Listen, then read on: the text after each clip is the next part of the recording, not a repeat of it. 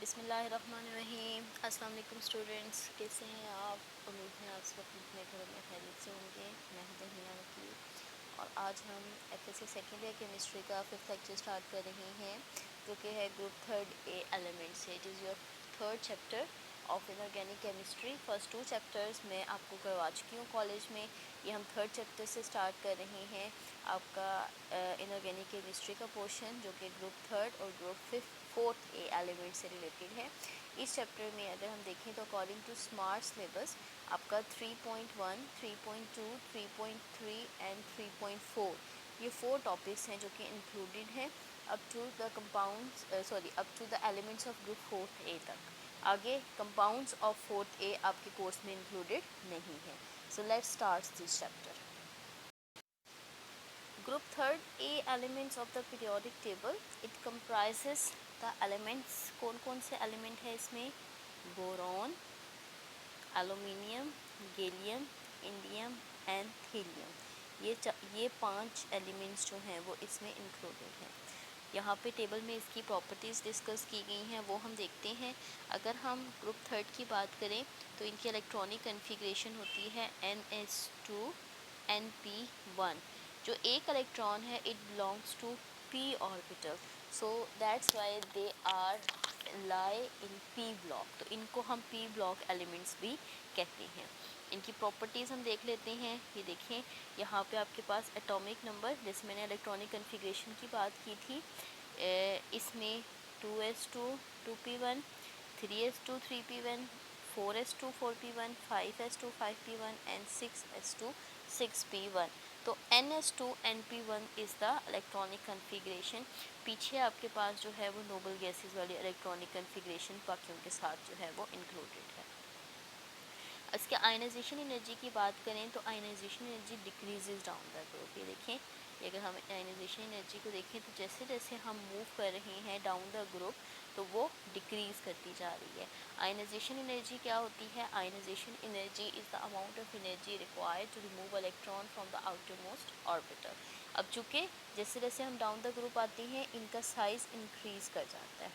जब size increase करता है तो आउटर मोस्ट ऑर्बिटल से इलेक्ट्रॉन को रिमूव करना इजी होता है। That's why ionisation energy it decreases down the group. फिर इलेक्ट्रॉन एफिनिटी। इलेक्ट्रॉन एफिनिटी की बात करें तो इलेक्ट्रॉन एफिनिटी की वैल्यू जो है वो भी डिक्रीज़ कर रही है, बहुत थोड़ा सा फ़र्क पड़ रहा है। सिमिलरली इलेक्ट्रोनेगेटिविटी के ट्रेंड्स आप पहले भी देख चुकी हैं, फर्स्ट और सेकंड में तकरीबन वही ट्रेंड्स होते हैं, थोड़ी बहुत वैल्यूज़ का फ़र्क आता है। फिर इलेक्ट्रोनेगेटिविटी इट्स ऑल्सो डिक्रीजेज, जैसे नॉर्मल ट्रेंड है। Atomic radius it also increases क्योंकि नंबर ऑफ शेल्स इंक्रीज कर रहे हैं, पहले में 2 हैं फिर 3 4 5 6 and so on. Ionic radius obviously it also increases. Melting point decrease करेगा। मेल्टिंग पॉइंट डिक्रीज़ क्यों कर रहा है? इवन जो गैलियम है इसका इतना कम मेल्टिंग पॉइंट होता है कि अगर आप इसे बॉइलिंग वाटर में डिज़ोल्व करो तो ऑब्वियसली ये डिज़ोल्व हो जाएगा, it will be converted into liquid. तो मेल्टिंग पॉइंट डिक्रीज़ कर रहे हैं, बॉइलिंग पॉइंट जो है वो भी डिक्रीज़ कर रहे हैं और डेंसिटी जो है वो इंक्रीज़ कर रही है क्योंकि mess per unit volume increase कर रहा है। तो ये इसकी जनरल करेक्टरिस्टिक्स हैं। 5 एलिमेंट्स हैं, कौन कौन से? Boron, aluminium, gallium, indium and thallium. So the small size and the nuclear charge, इसकी वजह से जो बोरॉन है it is non metallic while all the other elements of these groups they are metal। तो चूँकि हमारे पास बोरॉन, एलुमिनियम, गैलियम, इंडियम, थीलियम ये तमाम के तमाम में से बोरॉन का क्या है? साइज़ छोटा है और हाई न्यूक्लियर चार्ज है। ये दो प्रॉपर्टीज़ ऐसी प्रॉपर्टीज़ होती हैं which make the all the first members of the group different. जैसे आपने देखा था लिथियम का पिक्यूलियर बिहेवियर, या आपने देखा था इसका लिथियम के बाद बेरिलियम का पिक्यूलियर बिहेवियर, और इसी तरह से थर्ड वन बोरॉन का। तो बोरॉन का तो इतना डिफरेंट है कि it is a non metal. अब ये जो एकदम से चेंज आया है फ्रॉम बोरॉन टू एलुमिनियम, एकदम से नॉन मेटालिक से मेटालिक करेक्टर आता है, it is associated with the increase size of aluminium atom. Boron के मुकाबले में एलुमिनियम का साइज़ ज़्यादा है, that's why it is metallic in nature. इसी तरह से increase in the atomic size it is not regular, this is due to the presence of D electrons in the heavier member, जिसका poor shielding effect होता है as compare to SNP। तो ये नहीं है कि एक रेगुलर इंक्रीज़ है, जैसे जैसे हम मूव करते हैं और डी ऑर्बिटल्स इन्वॉल्व हो जाते हैं तो डी ऑर्बिटल्स क्या करते हैं, ये न्यूक्लियस है, ये आपके पास मैं बल्कि दूसरे पे आपको शो करती हूँ, ये देखें,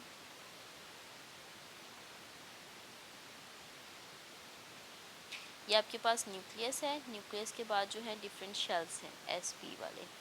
उसके बाद जो D वाले आएंगे उसमें ज़्यादा सारे इलेक्ट्रॉन्स होंगे, तो वो क्या करेंगे, जो आउटर मोस्ट इलेक्ट्रॉन है उसका बाहर वाले इलेक्ट्रॉन से इफ़ेक्ट को डिक्रीज़ कर देंगे, तो इसे कहते हैं शील्डिंग इफ़ेक्ट।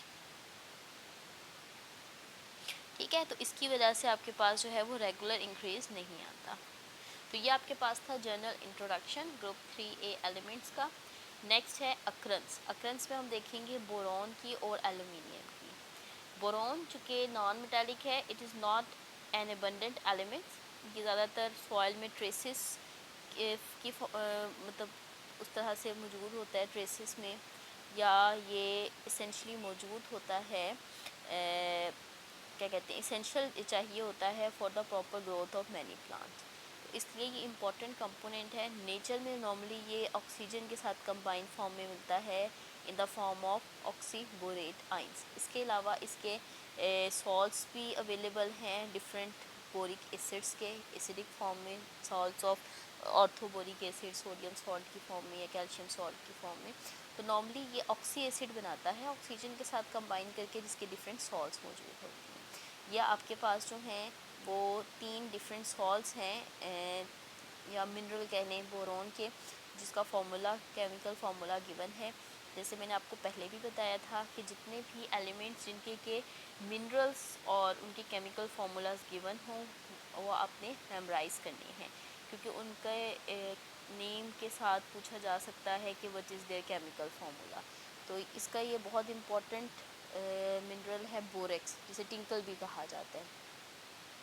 ये जो है वो टेल्कम पाउडर्स वगैरह में यूज़ होता है। इसका फार्मूला क्या है, Na2B4O7 10 वाटर मॉलिक्यूल्स। अभी हमने देखा था कि बोरॉन ऑक्सीजन के साथ कंपाउंड बनाता है and it occurs in the form of oxy acids. तो ये आपके पास जो है वो एक्चुअली टेट्राबोरिक एसिड का सॉल्ट है, sodium salt of tetraboric acid with 10 water molecules.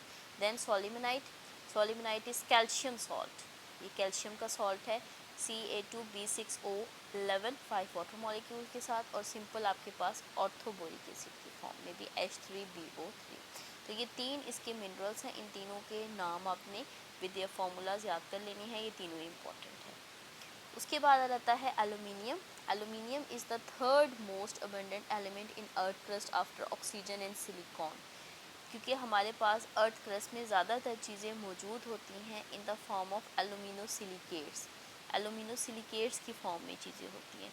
तो आफ्टर सिलिकॉन एंड ऑक्सीजन आपके पास जो थर्ड मोस्ट अबंडेंट एलिमेंट है वो है एलुमिनियम। ये एलुमिनियम के डिफरेंट मिनरल्स शो हो रहे हैं और इनके केमिकल फार्मूलाज गिवन हैं। ये देखें, ये आपके पास है फेल्सपर। फेल्सपर का होता है पोटेशियम ऑक्साइड, इसको इस तरह से लिखने ज़्यादा बेहतर है, potassium oxide, aluminium oxide and 6 silica. तो ये आपके पास क्या है, पोटेशियम का एलुमिनो सिलिकेट है।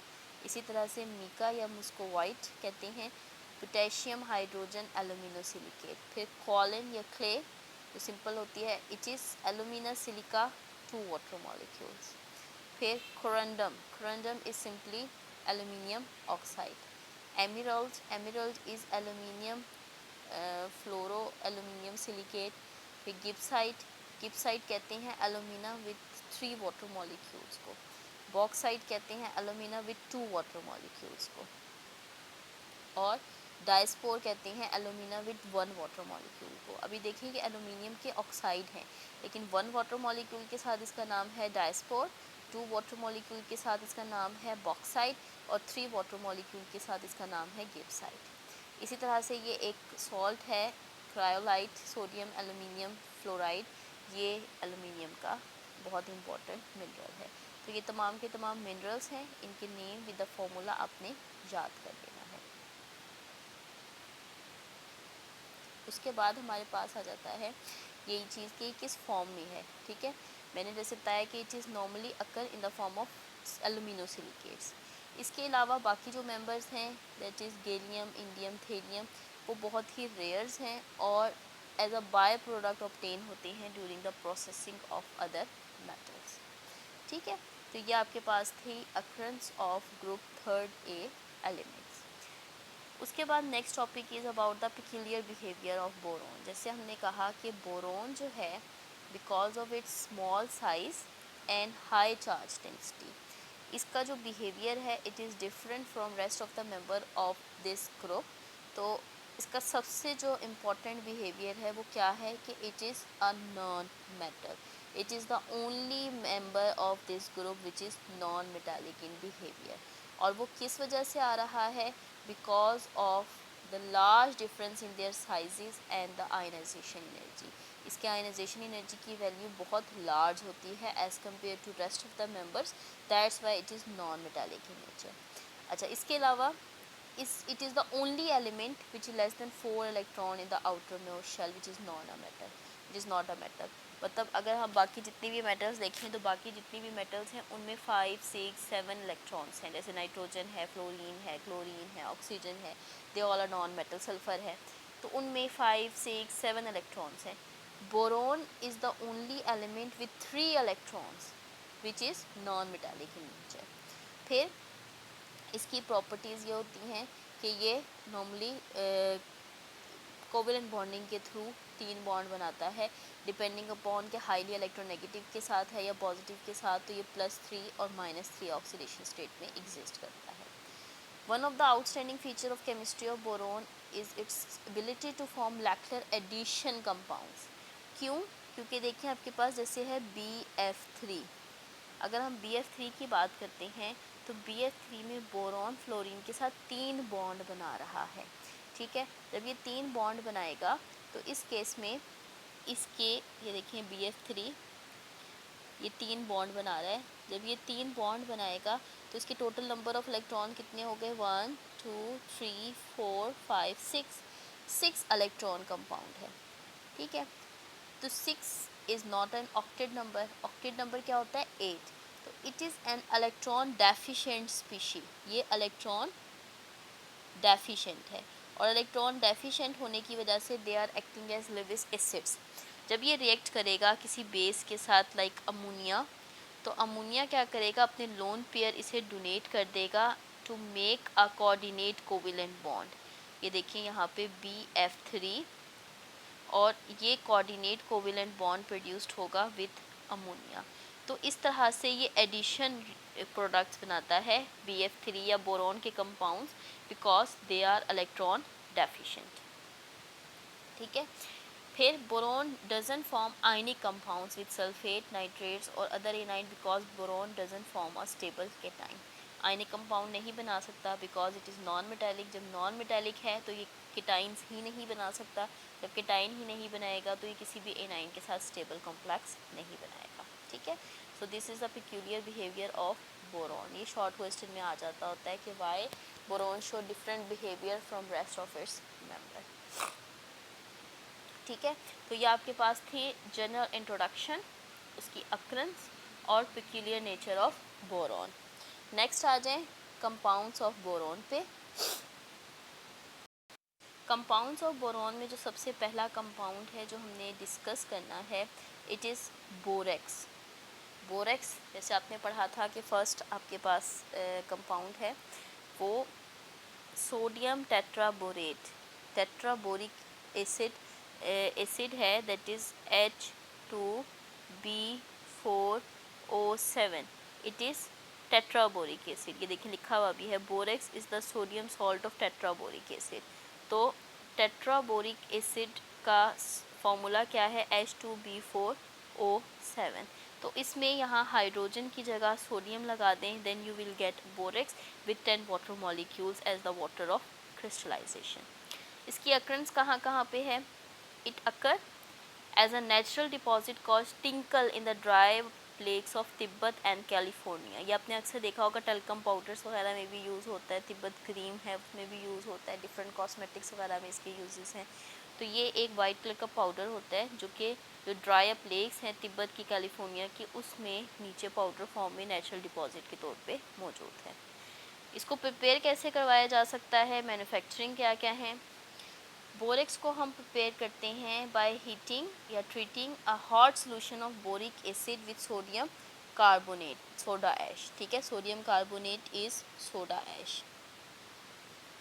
तो बोरिक एसिड H3BO3 को रिएक्ट करवाते हैं सोडियम कार्बोनेट के साथ, यू विल गेट, ये आपके पास एक्चुअली क्या है, एसिड बेस रिएक्शन है एक किस्म का। तो एसिड बेस रिएक्शन होगा, you will produce a salt water along, क्योंकि कार्बोनेट है तो कार्बोनेट से रिएक्ट करेंगे तो कार्बन डाइऑक्साइड। तो ये एक्चुअली एसिड का कार्बोनेट के साथ रिएक्शन है।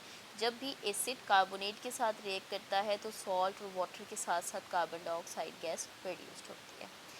जो सबसे ज़्यादा अच्छा तरीका है बोरेक्स को प्रिपेयर करने का, वो है फ्रॉम सोलिमनाइट।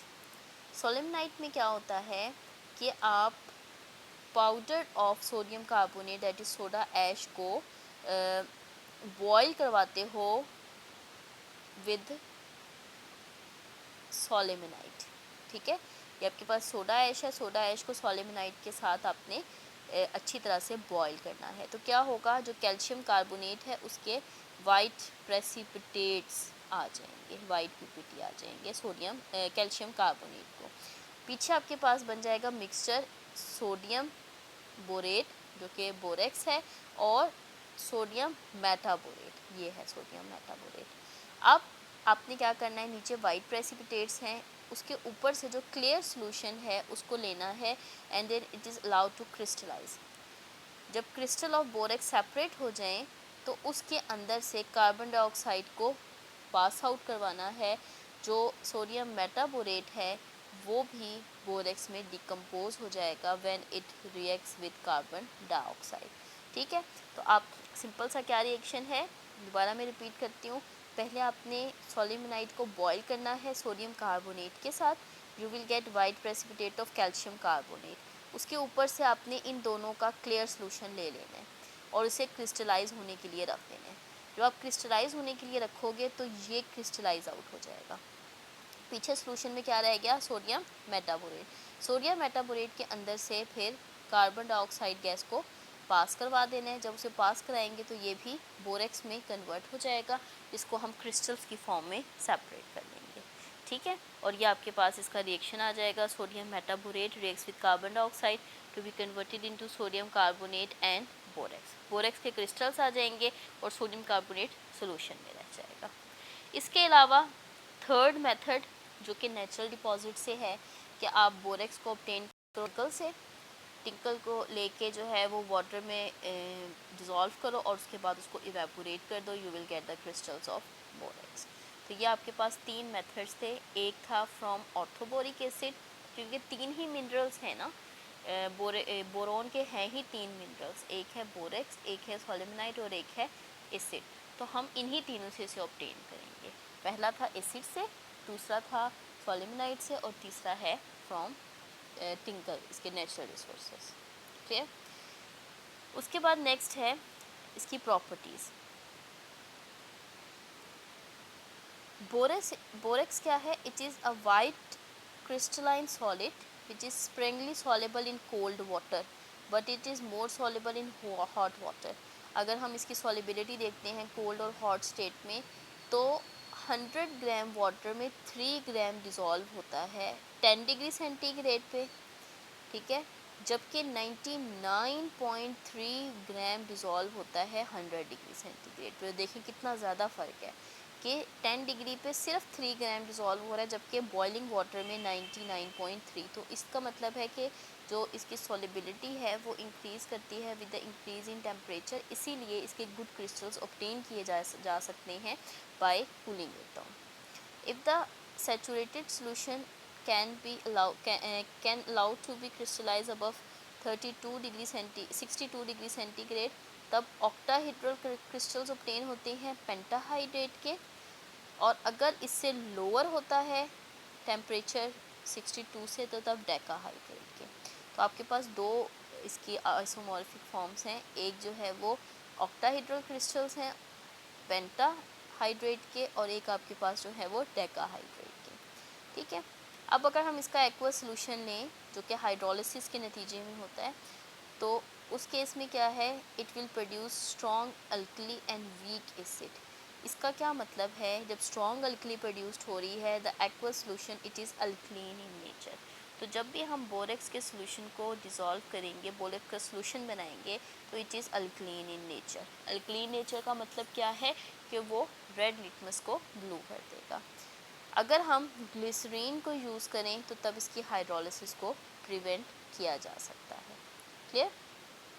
अच्छा, उसके बाद है व्हेन हीटेड। ये बहुत ज़्यादा इम्पॉर्टेंट रिएक्शन है और ये आगे हम बोरेक्स बीट टेस्ट में ये रिएक्शन देखेंगे भी। इस रिएक्शन को आप यहाँ पे मार्क भी कर लें, ये बहुत ज़्यादा इम्पॉर्टेंट टेस्ट है कि जब हम बोरेक्स को हीट अप करते हैं, then it loses it water of crystallisation, इसे ये लूज़ कर देता है and it will be converted into a white porous mass due to expulsion of water. अगर इसे फर्दर हीट अप करवाया जाए, then it convert into a clear transparent glass which dissolve many metallic oxides forming colored beads।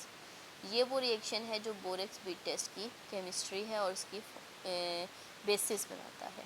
ठीक है, तो आपके पास जो है वो पहले ये चीज़ प्रोड्यूस्ड होगी, इसमें से वाटर रिमूव होके, और फिर जब इसकी फर्दर हीटिंग करेंगे then it will be converted into sodium metaborate and boric oxide. ये बोरिक ऑक्साइड जो है वो ग्लासी मैस है जो कि डिफरेंट ऑक्साइड्स को डिज़ोल्व करके कलर्ड बीड्स प्रोड्यूस करता है। ठीक है, इस रिएक्शन को बोरेक्स बीट टेस्ट में हम आगे डिटेल में भी देखते हैं। फिर नेक्स्ट है, इसके अगर एक्वस सोल्यूशन को हम रिएक्ट करवाते हैं एसिड्स के साथ। अब देखिए ये क्या है तो salt but it is alkaline in nature, तो ये बेसिक के तौर पे रिएक्ट करता है। और इस केस में जब ये एसिड के साथ रिएक्ट करेगा तो डबल डिस्प्लेसमेंट रिएक्शन हो जाएगा। Sodium it will goes with chlorine और हाइड्रोजन जो है वो बोरोन के साथ, तो you will gate sodium chloride, boric acid, sulphuric acid के केस में sodium sulphate and boric acid. तो यहाँ डबल डिस्प्लेसमेंट रिएक्शन हो रहा है and you will get the respective salts जिस एसिड से रिएक्शन हो रहा है। ठीक है, उसके बाद है कि जब हम बोरेक्स को हीट करते हैं with ammonium chloride, ammonium chloride के साथ हीट कर रहे हैं, then you will get boron nitride. Boron nitride एक पॉलीमर है, इनऑर्गेनिक पॉलीमर, जो कि बहुत ही हार्ड मटेरियल है और डिफरेंट तरह के मटेरियल्स बनाने के लिए यूज़ होता है। तो ये बहुत ज़्यादा इंपॉर्टेंट रिएक्शन है कि जब बोरेक्स को हमने हीट किया है अमोनियम क्लोराइड के साथ, देन बोरोन नाइट्राइड ये मेजर प्रोडक्ट है जो कि प्रोड्यूस्ड हो रही है। फिर इसकी हाइड्रोलिसिस के नतीजे में अगर हम रिएक्शन देखें, because it is basic in nature, तो ये क्या कर रहा है, sodium borate it will be converted into sodium ion and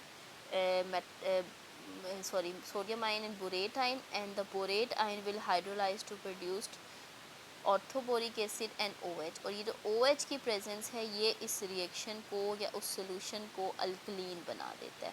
तो जो अल्कलीन नेचर है सोडियम बोरेट की, वो किस वजह से है, due to the hydrolysis of this borate ion. So a strong alkali is formed which is highly ionizable. On the other hand, boric acid is ionized to a little, चूँकि वो weak acid है इसलिए overall solution जो है वो alkaline nature का है। तो आपसे ये क्वेश्चन आ सकता है कि the solution of borax is alkaline in nature, explain। ठीक है, तो आपने इसको क्या करना है, इन दो रिएक्शन के थ्रू इसको एक्सप्लेन करना है कि जब हम इसका सोल्यूशन बनाते हैं तो इस तरह से सोडियम आयन और बोरेट आयन, और बोरेट आयन की हाइड्रोलिसिस से हाइड्रोक्सिल आयन्स प्रोड्यूस्ड होते हैं। ये आ गया आपके पास borax bead test. Borax bead test जो है वो बहुत ही ज़्यादा इम्पॉर्टेंट टेस्ट है। आप सेकेंड ईयर में सॉल्ट एनालिसिस करते हैं, सॉल्ट एनालिसिस में डिफरेंट ग्रुप्स हैं जो केटाइंस की डिटेक्शन के लिए यूज़ होते हैं। उनमें डिफरेंट आइंस हैं जो कि कलर बीड्स प्रोड्यूस्ड करते हैं when they are fused with borax. तो इसमें करते क्या है, बोरेक्स बीट टेस्ट में एक लूप प्रिपेयर करते हैं at the end of the platinum wire, उसको हीट करते हैं, फिर उस per litre powder of borax डालते हैं और फिर लूप को हीट करते हैं। हीटिंग से क्या है, फर्स्ट उसका वाटर एक्सपेल होगा and it swells up and then melt to a colourless glass like bead on the loop. जब ग्लास के उस वायर के ऊपर एक ग्लास बीड बन जाए, तब आपने उसके जो सब्सटेंस है अंडर ऑब्जर्वेशन, उसके फ्यू ग्रेन्स डालने हैं और अगेन रीहीट करना है, ऑक्सीडाइजिंग फ्लेम में भी और रिड्यूसिंग फ्लेम में भी। तो ऑक्सीडाइजिंग और रिड्यूसिंग फ्लेम में वो डिफरेंट कलर की बीड्स प्रोड्यूस करेगा, ग्लास की डिफरेंट बीड्स प्रोड्यूस्ड होंगी। तो डिफरेंट कंपाउंड्स की डिफरेंट बीड्स हैं, उनको उसके अकॉर्डिंग जो है वो चेक किया जा सकता है। ये इसका रिएक्शन है, ये देखें, बोरेक्स, इसको आपने फ्यूज़ किया, it will be converted into sodium metaborate and boric anhydride. उसके बाद ये जो बोरिक एनहाइड्राइड है, एक्चुअली जो मेटालिक ऑक्साइड प्रोड्यूस्ड हुआ है, ये रिएक्ट करेगा किसी भी मेटालिक ऑक्साइड के साथ, जैसे कॉपर ऑक्साइड, क्योंकि कॉपर जो है वो ब्लू कलर की बीड प्रोड्यूस करता है। वो जब फ्यूज़ करेगा इस बोरिक ऑक्साइड के साथ, then they produced coloured different colour, जैसे इट प्रोड्यूस्ड ब्लू कलर, ये सोडियम मेटाबोरेट की वजह से है। ठीक है, तो आपके पास डिफरेंट कंपाउंड्स हैं, कॉपर है, निकल है वगैरह, कोबाल्ट वगैरह, वो डिफरेंट कलर की बीड्स प्रोड्यूस करते हैं in oxidising and reducing flame when fused with borax. तो ये है chemistry of borax bead test. तो आपसे पूछा जा सकता है, ये क्वेश्चन भी पेपर में आ सकता है, what is borax bead test, explain its chemistry. ठीक है, नेक्स्ट है बोरेक्स के यूजेस, के बोरेक्स को यूज़ कहाँ कहाँ पे किया जा सकता है। इसको यूज़ किया जाता है टू प्रिपेयर बोरेट ग्लास बनाने के लिए, जो कि हीट रेजिस्टेंट होते हैं। इसके अलावा वाटर सॉफ्टनिंग के लिए इसे यूज़ किया जाता है, पानी अगर हार्ड है उसको सॉफ्ट करने के लिए। इसके अलावा इसको यूज़ करते हैं बोरेक्स बीड टेस्ट में for the detection of different metallic cations, metallurgical operations में, as a flux in welding in metallurgy, washing powder बनाने के लिए, टैनिंग और डाइंग इंडस्ट्री में, cosmetic, soap, textile, paint, medicine, match industry, इन तमाम में इसके यूजेस हैं। ठीक है, तो ये आपके पास था ग्रुप थर्ड ए एलिमेंट्स का फर्स्ट लेक्चर, जिसमें हमने इस जनरल इंट्रोडक्शन देखा कि ग्रुप थर्ड ए एलिमेंट्स क्या होते हैं, कहाँ कहाँ मौजूद हैं और इनकी क्या प्रॉपर्टीज़ और क्या पिक्यूलियर बिहेवियर है। नेक्स्ट हमने फर्स्ट कंपाउंड डिस्कस किया है बोरोन का, विच इज़ बोरेक्स। नेक्स्ट फिर हम इंशाल्लाह बोरिक एसिड और एल्युमिनियम को डिस्कस कर लेंगे। अगर कोई प्रॉब्लम हो then you can ask me in the WhatsApp group. Next lecture तक के लिए अल्लाह हाफिज़।